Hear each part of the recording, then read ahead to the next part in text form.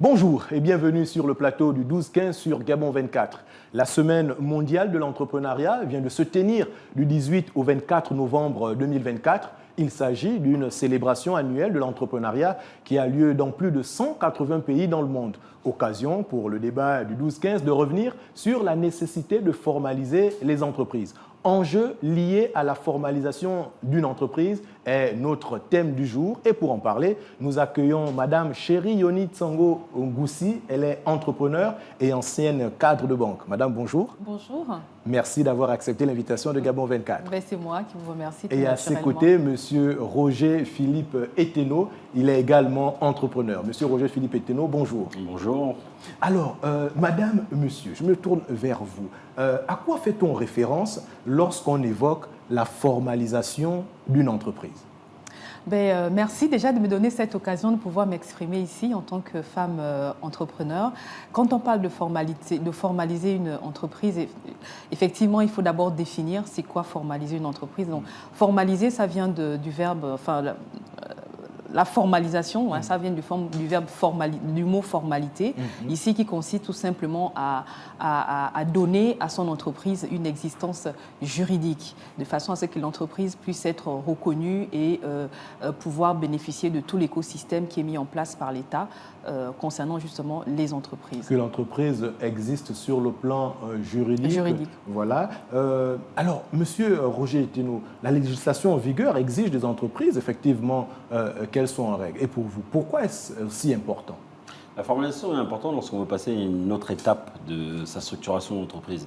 Il est important de comprendre que lorsqu'on démarre, on n'est pas forcément formalisé. Lorsqu'on a démarré dans sa cuisine à faire des gâteaux, c'est pas tout de suite qu'on est parti à l'ANPI pour pouvoir s'inscrire et s'enregistrer. Mais par contre, par la suite, lorsque ça devient, entre parenthèses, plus sérieux, il est important de se formaliser, notamment pour avoir accédé à différents marchés.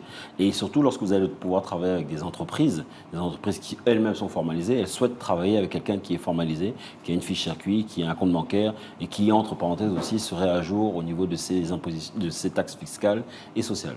Et effectivement, pendant longtemps, c'est un peu le reproche qu'on a souvent fait à nos entrepreneurs locaux d'avoir des entreprises, mais parfois qui ne sont pas toujours à jour. C'est l'occasion, justement, d'interpeller les entrepreneurs en herbe sur la nécessité, justement, d'être en règle. Quels sont les documents administratifs, mais vraiment, véritablement, les documents essentiels qu'une entreprise devrait avoir pour être en règle? C'est très simple. Pour être en règle, déjà, pour créer son entreprise, il faut se rendre dans une structure qui est habilitée pour la création d'une entreprise. Et dans le cas du Gabon, c'est bel et bien l'ANPI. Donc, il faut se rendre à l'ANPI, l'Agence nationale de la promotion des investissements, qui est en plein centre-ville et qui a un guichet unique.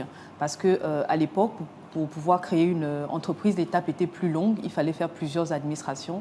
Et donc, l'ANPI a un guichet unique qui a permis de centraliser toutes ces administrations, toutes ces étapes de création d'entreprise à un seul endroit. Et au bout de 48 heures ou 72 heures maxi, on a créé son entreprise. Les documents que l'on récupère justement à la suite de la création de cette entreprise, c'est déjà son agrément. Maintenant, les autres documents, ça vient en fonction, c'est demandé justement en fonction de l'activité. Par exemple, en tant que commerçant, ce ne sont pas les mêmes documents dont on a besoin pour créer son entreprise ou bien pour exister juridiquement par rapport à si on est dans une activité qui est plutôt minière ou plutôt si on est dans l'agriculture. Donc, selon le secteur d'activité, les documents varient. Alors, Madame Ngoussi, sur la question des coûts, est-ce que ce sont des coûts qui sont plutôt exorbitants? Parce qu'on peut imaginer que ce sont parfois des a priori que peuvent avoir les jeunes entrepreneurs sur les montants qu'il va falloir dépenser pour être en règle. Quels sont les coûts à peu près pour pouvoir formaliser son entreprise? C'est vrai qu'en matière de coûts pour la création d'entreprises, on entend parfois tout et n'importe quoi en disant que c'est assez exorbitant. Il faut déjà savoir que c'est un montant qui a été ramené à la baisse par rapport à l'époque avant la création de l'ANPI. Aujourd'hui, on est autour de 85 000 francs pour la création de son entreprise, c'est-à-dire pour l'agrément, pour obtenir un agrément au niveau de l'ANPI si on est gabonais. Et pour les expatriés, je crois que le prix est autour de 135 000 francs pour l'entreprise individuelle. Ça, c'est vraiment pour le cas de l'entreprise individuelle. Mais après, si vous partez sur la création d'une société, on est autour de 225 000 francs selon le statut juridique que vous choisissez. Donc, pour beaucoup de Gabonais, et notamment pour les jeunes entrepreneurs, c'est un montant qu'ils peuvent trouver exorbitant. Après, il faut peut-être comparer par rapport à d'autres pays. Et ça, je ne peux pas m'avancer dessus. Donc, on peut voilà. Donc, effectivement... et voilà. Donc là, dernièrement, je crois qu'il y a une association qui a obtenu cette possibilité de pouvoir créer des entreprises, mais c'était sous l'impulsion du président de la transition qui avait permis justement qu'ils puissent ouvrir leurs entreprises au montant de 50 000 francs au niveau de l'ANPI. On parle d'à peu près combien de personnes? Non, je ne peux pas m'avancer, je peux pas vous dire. C'est une association justement de jeunes chômeurs qui a obtenu on va dire quoi, cet avantage, cette faveur, on a envie de dire. Mais ce qu'il faut retenir, c'est que pour créer une entreprise au Gabon, si on est gabonais, c'est 85 000 francs le montant. 85 000 francs le montant. Monsieur Roger-Philippe Eteno, dites-nous, on sait, il y a quand même de nombreuses entreprises, malgré tout, qui exercent dans l'informel. Quels sont les inconvénients liés au fait de tenir une entreprise dans l'informel? Alors, avant de répondre à cette question, Dimitri, si vous me permettez, je vais revenir d'abord concernant les coûts pour la création d'entreprise. Les coûts, c'est une chose, c'est savoir aujourd'hui à quoi correspondent ces coûts. Qu'est-ce qu'il y a derrière, d'accord? Quand on paye quelque chose, il faut réellement savoir qu'est-ce qu'il y a derrière et comme intérêt, d'accord? Et après, il faut aussi savoir une chose, c'est que comme pour toute chose, notamment dans l'entrepreneuriat, on se prépare. Donc ça doit faire partie, entre parenthèses, de son business plan et de se dire, bon, moi, pour créer une entreprise, j'ai besoin de temps. Donc ça veut dire que ces coûts-là seront absorbés. Maintenant, pour l'avantage que ça a d'être formalisé, on l'a dit tout à l'heure, on le redit, c'est de pouvoir passer à une étape supérieure, notamment en termes de marché, en termes notamment de chiffre d'affaires, de tout ce qui peut concerner vraiment l'évolution de votre entreprise. Mais moi, je voudrais revenir à une chose et faire l'analyse inverse. Pourquoi aujourd'hui les entreprises justement ne se formalisent pas? Il y a beaucoup plus d'entreprises qui ne sont pas formalisées que d'entreprises qui sont formalisées. D'après le dernier rapport de la Direction générale des statistiques, il y aurait 81 000 établissements recensés, dont 68 000 qui sont éligibles, selon les critères de la Direction générale des statistiques. Si on retire les 2000 établissements qui concernent les associations et les ONG, il en reste 66 000. 66 000, est-ce que ça reflète réellement le nombre d'entreprises qui est au Gabon? Non, on est très loin de là. Lorsque vous prenez l'article 7 de la loi 008/2018, qui a été promulgué le 8 février 2019, on parle de l'entreprenant.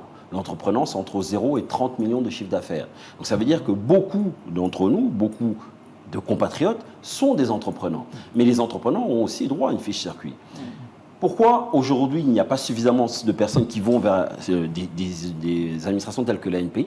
Pour formaliser justement leur structure. Pour se formaliser, c'est aussi à l'ANPI de pouvoir se poser les mêmes questions. Il faut qu'on arrête de penser une chose, que ça vient d'extérieur, on vient et on met ça au Gabon, ça va marcher. Non. On a nos réalités, nous avons nos mentalités, nous avons nos modes de fonctionnement. Il faut pouvoir s'adapter et se dire une chose, que si j'ai autant de personnes qui ne viennent pas chez nous, c'est qu'il y a un problème. Oui. Et il faut que j'aille à la source de ce problème-là pour pouvoir essayer de trouver une solution qui permettrait justement de pouvoir augmenter le nombre de personnes. Vous-même, vous êtes entrepreneur, Oui. vous côtoyez des entrepreneurs au quotidien. Qu'est-ce qui peut expliquer justement les réticences des entrepreneurs à pouvoir se former? Les réticences sont nombreuses. La première réticence, c'est la désinformation ou la mauvaise information ou le manque de communication. Parce que c'est aussi ça. Lorsqu'on voit aujourd'hui, j'étais surpris d'ailleurs de voir, agréablement surpris de voir sur le site de l'ANPI qu'aujourd'hui on peut faire la mise en veille en ligne, chose qui était quasiment impossible il y a 2-3 ans. Mais aujourd'hui, c'est fait par l'ANPI, mais personne n'en parle. Pourtant, moi, je suis très proche de l'ANPI, notamment pour les avoir invités lors de la Semaine mondiale de l'entrepreneuriat et en avoir discuté avec plusieurs sujets. Je n'étais pas informé de cela. Maintenant, on est d'accord une chose, l'information, c'est dans les deux sens. Il faut qu'on ait l'information, il faut que l'information vienne à nous. La deuxième chose, ça va être les coûts. Les coûts qui peuvent parfois être jugés importants. Maintenant, il faut voir, elle l'a dit tout à l'heure, c'est en fonction des statuts juridiques.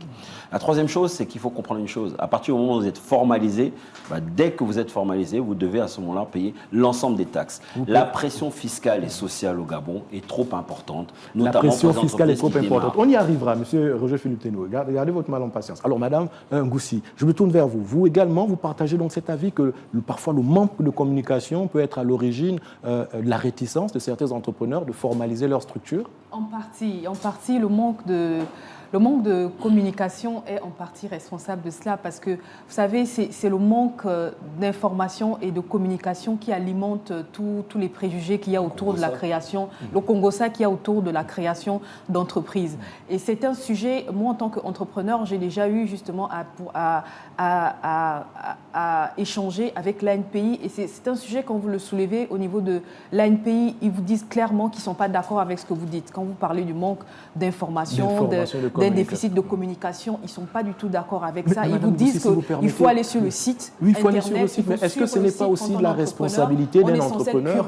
Voilà, justement, quand on se lance dans un secteur, on doit pouvoir quand même il faut aller vers l'information, s'informer que sur l'information est liée sur secteur. leur site, sur leur plateforme, est liée. Or, ce n'est pas de ça qu'il s'agit. Il s'agit justement de pouvoir organiser des rencontres entre l'ANPI et les entrepreneurs ou les potentiels entrepreneurs ou les entrepreneurs, comme il a dit tout à l'heure, les porteurs de projets pour pouvoir leur expliquer. Et puis après, il y a la peur justement de la pression fiscale qu'il y a derrière. Là encore, c'est parce qu'il y a un déficit d'informations et que les informations qui circulent ne sont pas des informations qui sont favorables à la création d'entreprises. Alors, les informations qui circulent sont lesquelles? Aujourd'hui, on a parlé, vous avez parlé de l'agrément qui fait partie quand même des documents les plus importants lorsqu'on veut formaliser sa structure. En dehors de ça, il y a quoi? On parle des impôts. Il faut être à jour sur la CNSS. C'est la pression fiscale qu'il y a derrière. Parce que vous savez que dès lors que vous décidez de vous formaliser, il y a derrière un impact fiscal. Ça, c'est clair et net. Et c'est pour ça que souvent, ce n'est pas conseillé à une jeune entreprise de pouvoir se formaliser dès les premiers mois de sa création. En général, on demande souvent 1 an ou 2 ans avant d'aller vers la formalisation. Mais l'impact fiscal ici, c'est déjà l'impôt que vous devez payer après 1 an d'exercice. Et donc là encore, en fonction du statut juridique, il y a des gens qui ne sont pas informés. Quand vous arrivez au niveau de l'ANPI, je vais juste terminer sur ça. Oui. Quand vous arrivez au niveau de l'ANPI, c'est-à-dire que vous venez avec une information, c'est-à-dire la décision, elle est déjà pensée, le projet est déjà pensé, il est déjà clair, vous arrivez avec le choix de votre statut juridique. Or, il y a des personnes justement qui viennent à l'ANPI qui n'ont pas du tout cette information, ils arrivent avec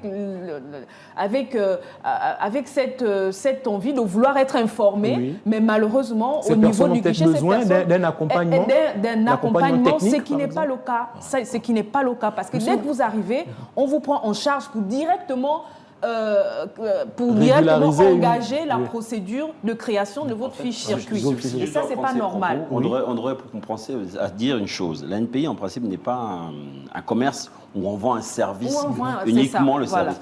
On vend un produit qui est certes la fiche circuit, mais il y a aussi tout ce qui est le service qui va avec, notamment l'accompagnement et la sensibilisation. C'est pour ça que nous, depuis des années, notamment avec notre association, l'ABJA, nous avons souhaité avoir un partenariat qui permettrait à eux aussi de pouvoir s'appuyer sur nous pour relier les informations nécessaires dans le cadre de la communication. La communication, c'est comme la sensibilisation. Il ne faut jamais cesser de pouvoir communiquer et de sensibiliser les différentes personnes, parce que c'est la répétition. De la répétition viendra réellement la véritable information. Et justement, les personnes comprendront une chose, que oui, en allant à l'ANPI, je peux avoir le maximum d'informations, notamment parce que quand vous partez à l'ANPI, vous formalisez votre structure. Parfois, il vous manque l'agrément dans l'activité. Parfois, il vous manque l'information concernant la Gaza, il vous manque les informations concernant la mairie. Tout ce genre de choses viennent après. Philippe Etelou, concernant la peur liée au coût, on a annoncé quand même des tarifs préférentiels pour ce qui concerne les Gabonais. Pour les coûts, moi, j'estime que les coûts, ils seront absorbés, ce n'est pas le problème. Les coûts doivent être inclus dans mon business plan. C'est tout. Je sais que je dois investir. Y a-t-il une préférence pour les Gabonais? Oui, il y a une préférence nationale. Elle a expliqué tout à l'heure, Mme Goussi. Il y a un tarif spécifique pour les Gabonais. Il y a une priorité même pour certains secteurs. Mais non, la réalité des choses, c'est qu'il faut véritablement qu'on accompagne globalement la personne qui a décidé de franchir le pas, de se formaliser. Et surtout de comprendre, comme je vous l'ai dit tout à l'heure, pourquoi les autres ne se formalisent pas. Et allons les voir, allons les questionner, allons faire un audit, une analyse qui permettrait justement de se dire, bon, on sait maintenant pourquoi vous ne venez pas, vous avez éventuellement peur de ci, de ça. venez, on va vous expliquer, on va faire les choses et on va avancer ensemble. La pression fiscale, c'est pareil. Pour avoir un agrément PME, donc qui vous exonère de pas mal de choses, l'agrément PME, il faut aller au ministère des PME. D'accord ? Or, souvent, les personnes sur place, ils n'ont pas cette information. Au moment de la création, ils n'ont pas cette information. Au moment de la création. Ils n'ont pas cette information. Le problème, il commence là. Quels sont justement les avantages à tirer lorsqu'on a son entreprise qui est en règle? Mais les avantages sont principalement, comme je vous dis, une augmentation du chiffre d'affaires. Vous aurez tout de suite accès à des marchés auxquels vous n'aurez pas droit. Parce que les entreprises qui veulent travailler avec vous, parce que vous êtes un expert dans votre domaine et que vous savez, entre parenthèses, comment vous allez bien fonctionner avec eux, mais si vous n'êtes pas formalisé, ils ne peuvent pas travailler avec vous. Parce que quand ils vont vouloir vous payer, notamment, ils vont vous régler soit par virement bancaire, soit par chèque, vous n'avez pas de compte bancaire. Or, pour avoir un compte bancaire en tant qu'entreprise, il faut une fiche circuit. Donc, c'est un peu le serpent qui va se mordre la queue à un moment donné lorsque vous allez augmenter. Et c'est pour ça que je vais pas forcément être d'accord avec Mme Goussier sur un détail. On n'a pas besoin d'attendre un an pour pouvoir se formaliser. Tout dépend réellement de son activité. Moi, je pense que c'est le chiffre d'affaires qui va vraiment vous donner envie de pouvoir passer le pas pour vous dire une chose. Là, je fais 10 000 par mois. Bon, aller me formaliser, c'est peut-être pas l'idéal aujourd'hui. Oui. Là, je commence à faire 500 000 par mois. Bon. Il faut quand même un compte bancaire, il faut quand même que j'ai des choses. En fonction du chiffre d'affaires, on doit penser à pouvoir se formaliser. Je pense, mais en fonction du chiffre d'affaires, en fonction de son activité aussi, on peut être amené à se formaliser. Vous avez posé une très très bonne question. Quel est l'intérêt justement de pouvoir se formaliser? C'est d'abord le développement du pays. Parce qu'une fois qu'on est formalisé, c'est qu'on rentre justement dans les circuits légaux et qu'on est reconnu légalement et qu'on a le statut d'entrepreneur de façon légale. C'est très important de pouvoir le dire parce que en parlant justement du secteur informel, ce secteur justement c'est une manne financière qui ne rentre pas dans la comptabilité justement de l'économie publique, qui ne rentre pas dans la comptabilité du PNB du pays, parce qu'on sait très bien que le PNB c'est la mesure de la richesse du pays, donc ça ne rentre pas dedans. Et deuxièmement, toujours pour rester sur l'intérêt justement de participer au développement économique du pays, c'est que lorsqu'on paye l'impôt, ça finance justement les services publics, les infrastructures, etc. Est-ce que parmi ces avantages-là également, ça c'est un avantage qui est très très fort, mais justement le deuxième avantage c'est qu'il disait, juste pour terminer dessus, le deuxième avantage justement c'est ce qu'il disait, c'est qu'une fois que tu es une entreprise qui aspire justement à pouvoir s'épanouir, le fait de te formaliser, comme je disais, ça te permet de bénéficier d'un écosystème qui est favorable, et notamment dans la recherche des financements auprès des bailleurs de fonds. Tu ne peux pas te présenter auprès des bailleurs de fonds. Déjà, tu ne seras pas éligible au crédit parce que légalement, tu n'existes pas en tant qu'entreprise. Donc, tu ne pourrais pas être éligible au crédit, tu ne peux pas t'épanouir. Je vais poser une question importante. On pense tout de suite à la mise en place de la BCEG, la Banque pour le commerce et l'entrepreneuriat gabonais, annoncée par les autorités de la transition. Monsieur Roger-Philippe Tétouno, quelles sont les attentes vis-à-vis de cette banque? Alors, honnêtement, aucune. Je vous le dis clairement, notamment pour toutes les TPE et les entrepreneurs dont on a parlé là, qui aujourd'hui représentent 60-70% de la population entrepreneuriale au Gabon. D'accord ? La BCG, c'est une banque, c'est un établissement bancaire supplémentaire. C'est une 6e banque au Gabon qui va être régie par les normes de la COBAC, donc qui ne pourra pas avoir des taux d'intérêt préférentiels en dessous de ce qui est sur le marché. Et en plus, ce sont des actions privées. La banque, c'est vous, c'est moi. Nous avons investi là-dedans. On ne va pas prêter à des personnes, entre parenthèses, qui ne nous donnent pas les garanties de remboursement. Donc clairement, si c'est pour dire qu'on va développer le système entrepreneurial au Gabon grâce à cette nouvelle banque, je ne suis pas sûr. Je ne pense pas. pas. C'est pas un élément supplémentaire. C'est une banque supplémentaire. Mais une banque supplémentaire, est-ce que les 5 autres banques jusqu'à présent ont réussi à développer le tissu entrepreneurial au Gabon? Je ne pense pas. Les banques aujourd'hui, pour vous dire, une petite confidence d'un... Mais quelle peut être la particularité de la BCEG? Non, d'abord, je vais vous donner la confidence de quelqu'un qui est dans la banque, qui nous a dit clairement une chose. Aujourd'hui, il y a 80% des entreprises, d'accord, n'ont pas accès au crédit. Les 20% des entreprises qui ont accès au crédit, entre parenthèses, ne représentent pas énormément beaucoup. Ce sont des PME ou des PME bien structurées.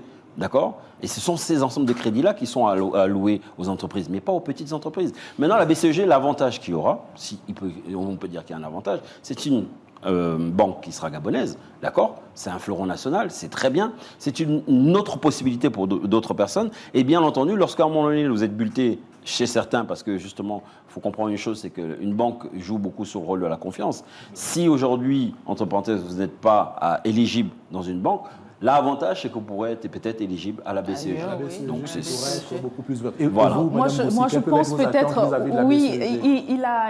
il a un petit peu presque tout dit, mais pas vraiment parce que je crois que, moi je pense, hein, moi j'ai beaucoup d'espoir envers cette banque. C'est vrai qu'elle sera soumise justement à la réglementation en vigueur, hein, qui est contrôlée par l'ACOBAC, ça c'est très clair.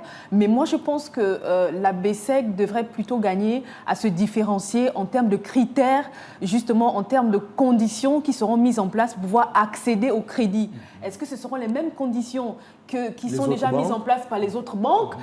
C'est plutôt à ce niveau. Moi, je pense que Alors, vous allez être déçue, Madame Boussi. vraiment, et j'espère vraiment ne pas pouvoir être déçue à ce niveau. Je vous dis déjà que vous allez être déçue. L'ouverture de compte peut se faire à partir de 25 000. Attention, l'ouverture à partir de compte, 25 000 parce que c'est un fleuron national et qui a été créé pour répondre à une demande qui était là. On demande les activités et justement l'entrepreneuriat et les activités génératrices de revenus ont cet avantage justement de pouvoir absorber la main-d'œuvre, en tout cas le chômage, une partie du chômage justement de la main-d'œuvre qui ne peut pas être absorbée par le marché de l'emploi. Donc il y a un enjeu qui est là, c'est impératif de pouvoir réellement répondre à cette demande qui est là et je pense que le seul levier qu'ils ont pour se différencier des autres banques, c'est vrai que ce ne sera pas au niveau du taux, ce ne sera certainement pas au niveau du taux, je pense, sinon ce serait faire concurrence déloyale aux autres banques, mais c'est plutôt au niveau des critères et des conditions qu'ils vont mettre en place pour pouvoir accéder au crédit. Je termine là-dessus parce que les autres banques, c'est vrai, les banques ont cette réputation, pas seulement au Gabon, je pense que c'est en Afrique, en général, d'être plutôt radines. Je vais me permettre de le dire. Les banques sont radines, elles sont très méfiantes. Elles font plutôt dans la rétention de liquidités. Mais c'est parce qu'il y a un langage de sourds entre les entrepreneurs, les PMI et les banques. Il n'y a pas une véritable relation de confiance entre le banquier et l'entrepreneur. Il n'y en a pas. Il n'y a pas une relation de confiance. Il n'y a pas une relation de confiance. C'est plutôt au PME. S'il vous plaît, que je voudrais aborder. Effectivement, il faut arriver à se formaliser. Mais on le sait, le but poursuivi également, c'est de pouvoir donc accéder au marché public. C'est ça le but Beaucoup final. d'entreprises quand même qui sont en règle éprouvent néanmoins des difficultés pour avoir accès au marché public. Qu'est-ce qui peut l'expliquer? Les conditions d'accès au marché public sont réglementées, c'est tout simplement. Il y a beaucoup d'entreprises qui ne correspondent pas à ce profil-là, tout simplement. Il faut se dire la vérité.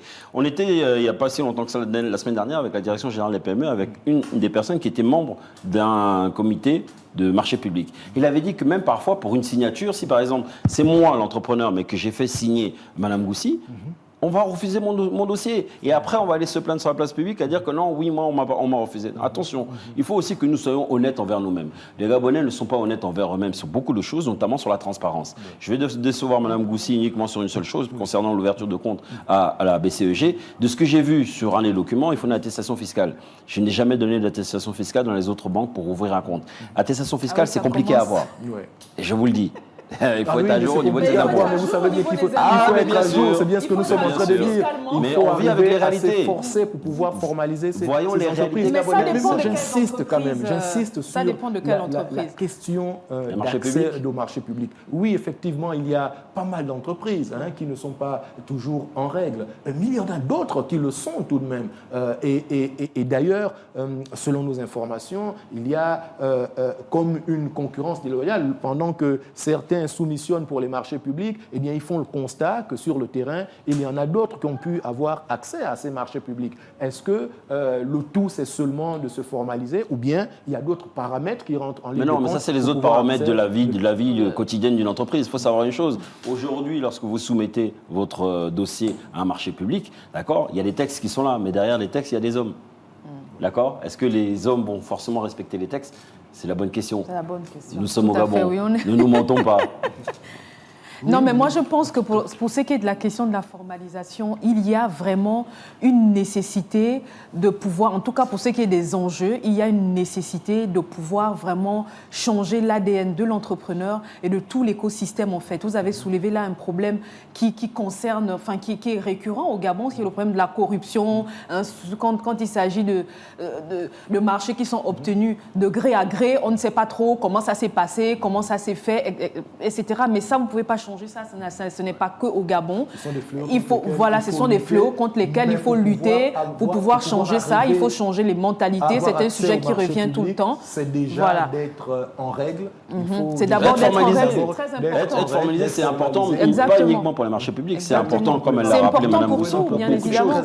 Participer à l'économie. Si on veut s'épanouir, si on est une entreprise qui est appelée à s'épanouir et que l'on veut s'épanouir, on est obligé de se formaliser parce que ça permet de gagner la confiance auprès de nos partenaires et de nos clients. Gagner la confiance auprès de nos partenaires et de ses clients. C'est sur ces mots que nous allons nous quitter. Madame, monsieur, merci beaucoup d'avoir pris part à cette discussion sur Gabon 24. Je rappelle que nous discutions donc des enjeux liés à la formalisation d'une entreprise et nous recevions Madame Chéri Yonitsango Ngoussi, qui est entrepreneur, et M. Roger Philippe Eteno, il est entrepreneur et président de Agir pour une jeunesse autonome. C'est déjà la fin du débat du 12-15. Ne zappez pas, nos programmes se poursuivent sur Gabon 24.